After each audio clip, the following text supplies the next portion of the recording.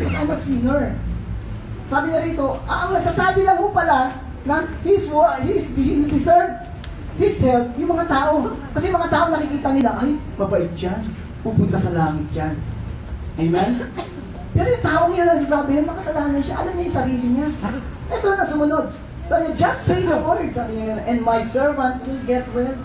Why? I have officers who give orders to me, and I have soldiers who take orders from me. I can say to one of them, go, and he goes. I can say to another, come, and he comes. I can say to my servant, do this, and he will do it.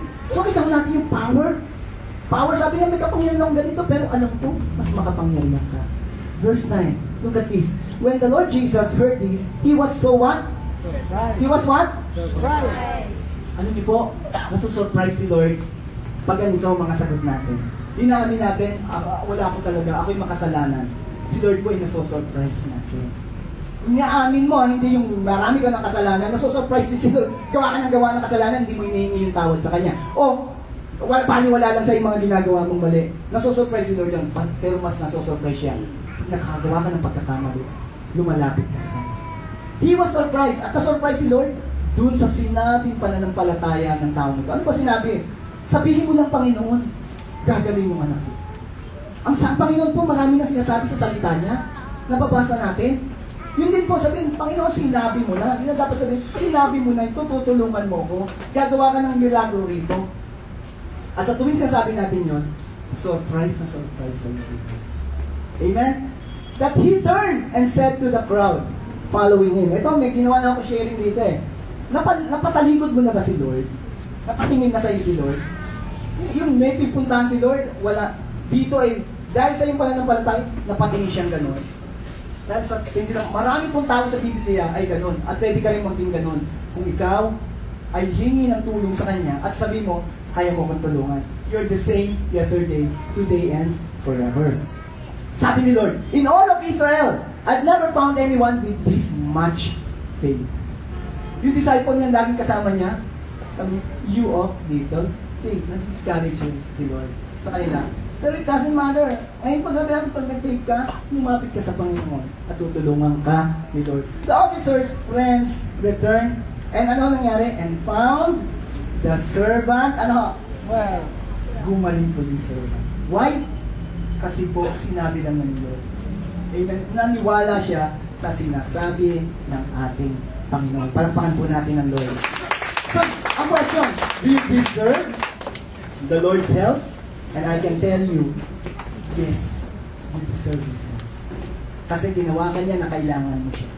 Sa oras na may pangangailangan ka, huwag kang mahiya. Lapit ka na kay Lord.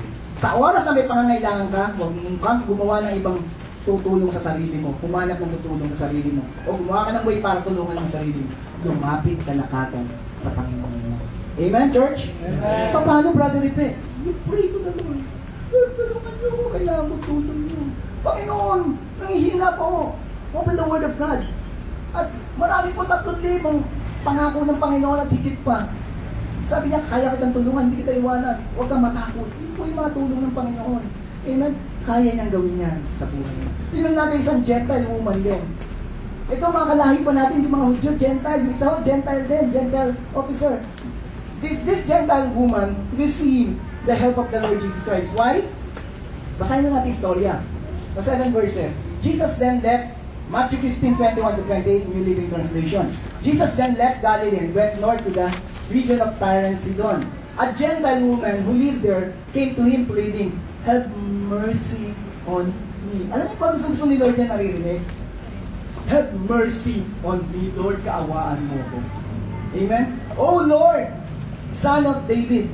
A Gentile woman telling, Lord, Son of David. When we talk about Son of David, na-acknowledge niya po na sa litin ni David na Israelita ay lalabas yung Mesias, yung tagapagligtas, yung makakatulong.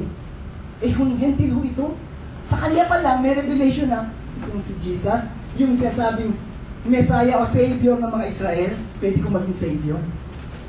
You deserve, everyone deserves the help of the Lord. Lumapit po siya.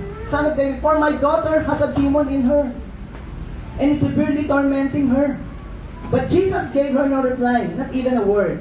Then his disciples urged him to send her away. Tell her to leave. they said, she's bothering us with all her begging. Hindi yung nagsalita si Lord.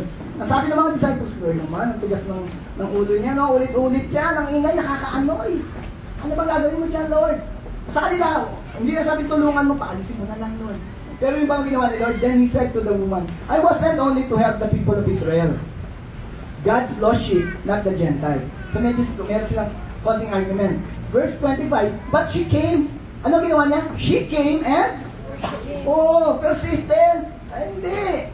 Alam ko, makakatulong ka sa akin. And pleaded again, Lord, help me. Yung una, have mercy on me. Ang maganda po rito, Lord, tulungan mo ako. Yan ang po gusto ni Lord. Mga kapatid, 3 words ang gusto marinig sa inyo ni Lord sa araw-araw. Lord, help me. Sama mo na yung exclamation. Lord, help me. Amen? Sabi sa verse 20, it isn't right to take food from the children and throw it to the dogs. When we talk about dogs, dito yung mga pets nila sa bahay. Hindi po yung mga askal. Amen? Home pets po itong dog na ito. Tinatawag po kasi mga Gentile na askal dog. Talaga namang scavenger dog. Pero yung word na ginamit ng dog dito ay pet house. He said, verse 27, yes, Lord. She replied, but even dogs are permitted to eat crumbs that fall beneath their master's table. Alam na ho natin yan. Amen? Verse 28, woman, Jesus said to her, your faith is great. Your request is granted. And her daughter was what? Instantly healed. Noong una, tinatest naman ito ni Lord eh. Pero yung taong ito, hindi tumigil sa paglapit sa Panginoon. Sabi niya, Lord, have mercy, Son of David. Acknowledging that only this Jesus can help me. He's my Messiah now. I acknowledge you, Lord. Amen? And next, hindi siya tumigil. Marami na andun na yung mga nagtataboy sa kanyang mga disciples. Umalis ka na, hindi ka natutulungan eh. Nakuha niyo ba? May humingi kayo ng tulong sa Diyos, marami ng discouragement. Tulad ng pag-aaral natin kay Hezekiah last week, hindi ka tutulungan ng Diyos na yan. Ayaw na nga eh. Sige na. Yun po yung nangyari doon. Kaya sabi, Lord, ikaw na magpaalis dito. Pero itong babae mo, ito po hindi tumigil. Sabi niya, Lord, help me. 3 words po, gusto lagi sa akin marinig. At you deserve a break from the Lord. He will help you. Palakpakan po natin ang Lord. Praise God. And nakita po natin dito sa dalawang ito, yung word of faith ang nakatulong sa kanila. So what is the key? The key to obtain the help of the Lord is your faith. Pag wala kang faith, hindi makakakilos si Lord eh. Amen, church? What is faith? Hello? What is faith? Faith, no? Faith is the substance of things we hope for. It is the evidence of things we, no? Evidence of the things we do not see. Hindi pa natin nakikita pero naniniwala tayo. That's the description. It's not, yung Hebrews 11:1 is not the meaning of faith. It is a description. So makikita yung sa buhay mo, kung may faith ka, hindi pa nakikita na may gumaling na yung kamay mo, pero nananampalataya, pinagaling. So itong mga taong to, hindi niya pa nakita yung anak niya, na maalis yung demonyo, pero sabi niya, Lord, I know, yung tutulungan mo ko yun nga, aso, kumakain, doon sa kanyang amo, sa kanyang galing ng kanyang amo ng momo, ako din pwede. Yun po yung sinasabi sa atin ng pinag-aaralan natin. The Lord can help you, and you deserve His help. How? By exercising it. Sabi po ng isang pastor, faith is like a muscle. You need to exercise it. Amen? Faith is an action word. Worry is an action word also. But worry cannot lead you anywhere. Amen? Ang kalaban po ng faith ay worry. Worry is like a rocking chair. Alam mo yan, di ba? Pag-usapan na natin dito. Tumba ka ng tumba. Hindi ka wala ka parang roonan. Nandun ka pa rin. Yun po ang worry. But if you have faith sa Panginoon, He can bring you sa isang lugar na gusto niyang dalhin ka. Dadalhin niya ang buhay mo sa mas magandang buhay. Bakit? Nananampalataya sa Kanya. Palakpakan po natin ang Lord. When we talk about obtain, we get hold of it. Faith is the key to obtain. Yung word obtain here is get hold of it. You want to get hold of God's help? Faith is the key. Manampalataya ka. And how will your faith increase? It comes by hearing. That's why you are here. Nag-increase po